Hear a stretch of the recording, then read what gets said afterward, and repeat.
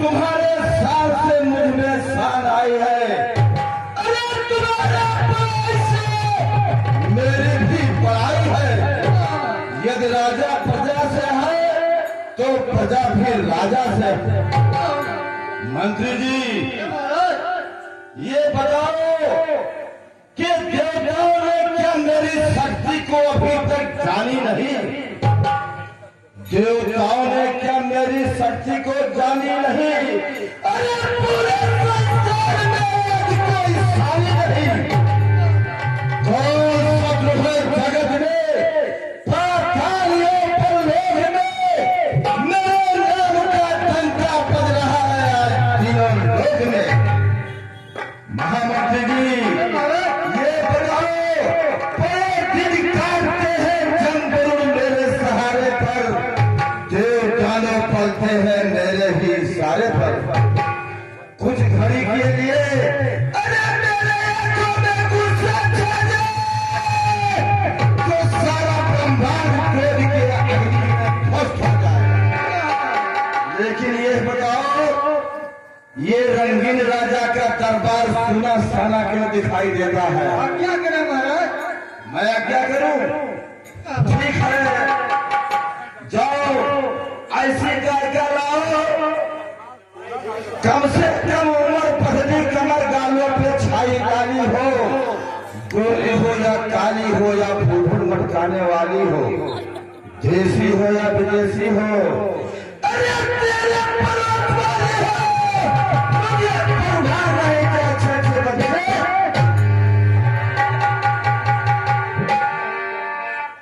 आए अफसरों तुम लोगों को ऐसा गीत सुनाना है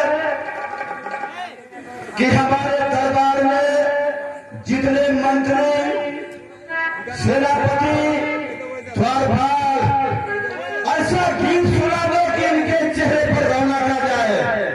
और अगर तुम मुझे खुश कर लोगी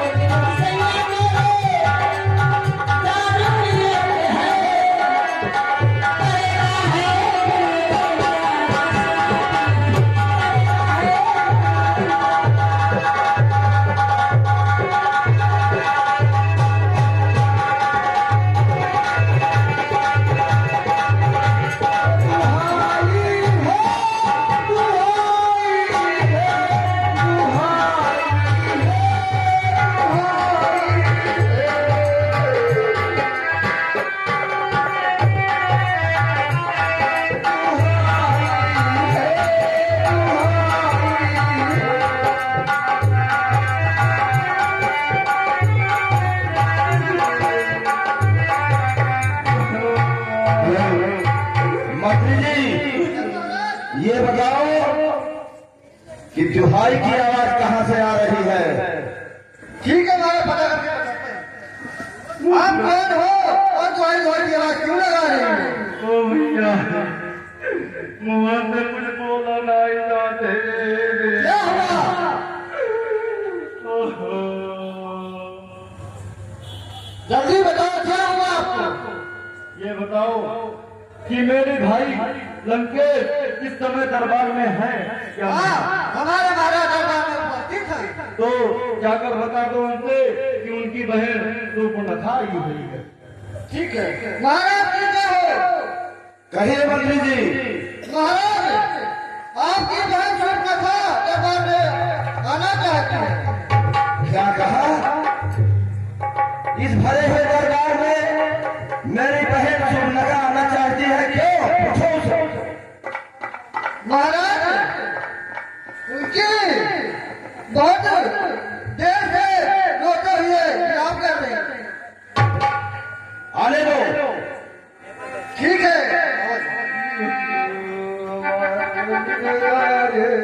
अरे बहन सूर्पनखा, ये बताओ कि खून से लथपथ दिखाई नहीं हो, क्या हो गया तुझे जो भरी दरबार में आए हो? तो भैया बता रही हूँ और उसको बता रही हो? मैं बता रही हूँ, उसको ध्यान से सुनिए। कहिए, क्या कहना चाहती हो? अरे हे भाई दो लड़के राम लखन इस दंडक बंदे आए।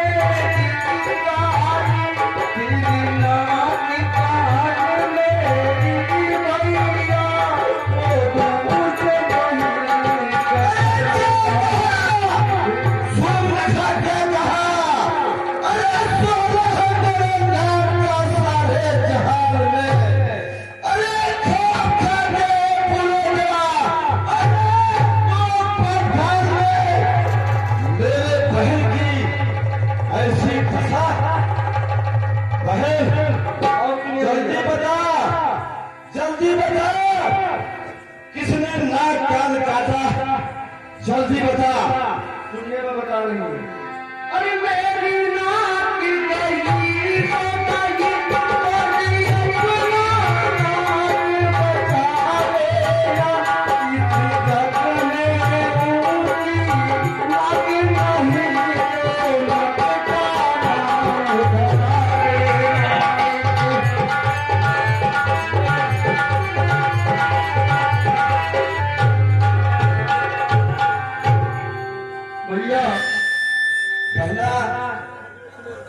सुनो तपसी दंडागमन में आए हुए हैं, हाँ भैया, उन्होंने जो ये काम किया है ये बहुत गलत काम किया है।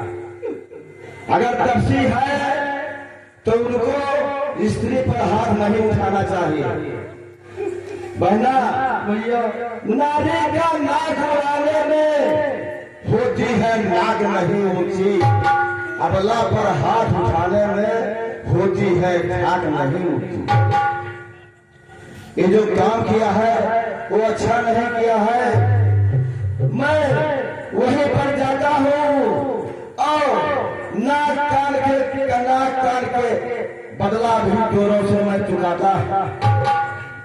बहना तुम सोच न करो, ये बताओ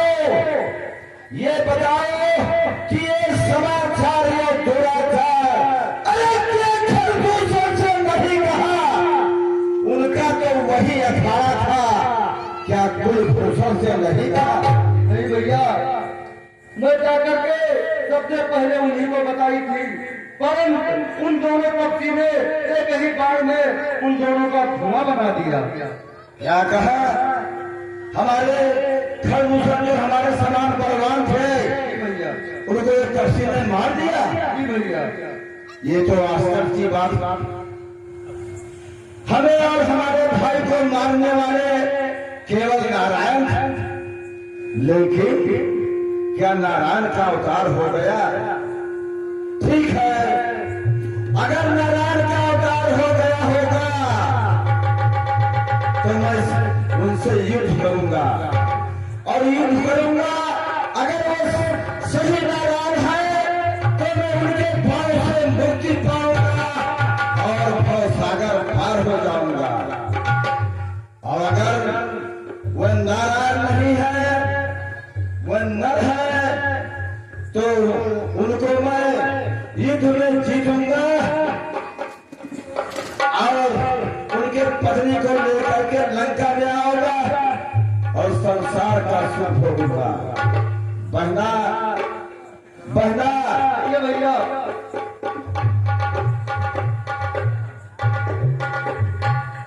जो कहते हैं नाक कान, अरे वो जिंदा रहे जमाने में तो मेरी ड्यूटी ठीक हुआ और लालच है सब उठाने में। ठीक कह रहे हो भैया। तुम बैठो जाओ ठीक धरो, अरे मैं बंदर बन को जाता हूँ, अरे मैं कानून का बदला दोनों से नहीं चुकाता हूँ। ठीक है भैया, बहना आइए भैया, तुम जाओ और बंदर बनने में जाता हूँ। अगर तुम्हारी नाक काज नहीं है तो मैं उनकी ऐसी दशा बनाऊंगा कि उनके पत्नी को हर लाऊंगा और अपना लंका में ले जाऊंगा और संसार का सुख भोगूंगा। ठीक है, ठीक है, जाओ तुम जाओ।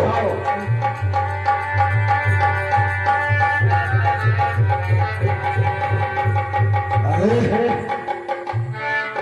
क्या नारायण का अवतार हो गया? ठीक है, देखा जाएगा। चलता हूँ जब पुष्पक में बैठकर, अरे क्यों बंदर बिलोई शर्माते हैं? खौफ खाते हैं योद्धा भूमंडल के, लेकर चंद्रहास 10 कंध नारियों के गर्भ गिर जाते हैं। अरे मेरे कलिया का सुनकर इसे सलाम के लिए विजयी दिखाता भगवान क्या है? ठीक है, अगर ऐसी बात है, मेरे बहन का नाक काट दिया है, वो कर्सी तो उनका ऐसा दशा करूंगा कि मैं पूरे अयोध्या का नाक काट लूंगा। लेकिन बुद्धि से काम करना चाहिए। अब हमें मारीच के पास जाना चाहिए, क्योंकि मारीच को भेष बदलना आता है, वो कुछ भी बन सकता है और हमारा रिश्तेदार भी है और मैं उसे सलाह मशविरा कर और उसे समझाऊंगा कि ऐसी ऐसी बात करना है। इसलिए मैं मारिस के पास खाता। अरे जब तक शांत हो, अरे